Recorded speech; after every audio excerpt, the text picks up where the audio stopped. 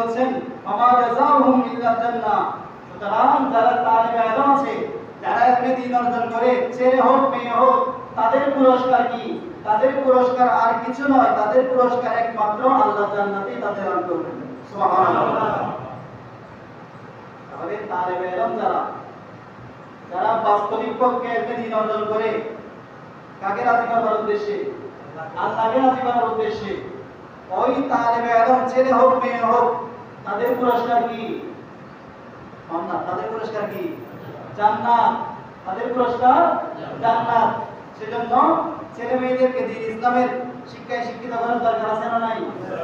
আছে না নাই?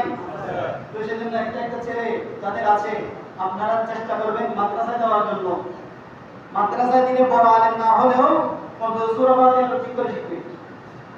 সূরা ফাতিহা ঠিক করে শিখবে। তো আপনি কবরে গেলে আপনার কবরের পাশে দাঁড়িয়ে সূরা ফাতিহা তেলাওয়াত করতে পারবে তো? সূরা ইখলাস তো শিখবে। সূরা ইখলাস শিখবে না? মাদ্রাসায় আসে না, বেশি কিছুই না, মানে দেরি, বেশি বড় আলেম হতে পারে নাই, সূরা ফাতিহা শিখবে, সূরা ইখলাস শিখবে।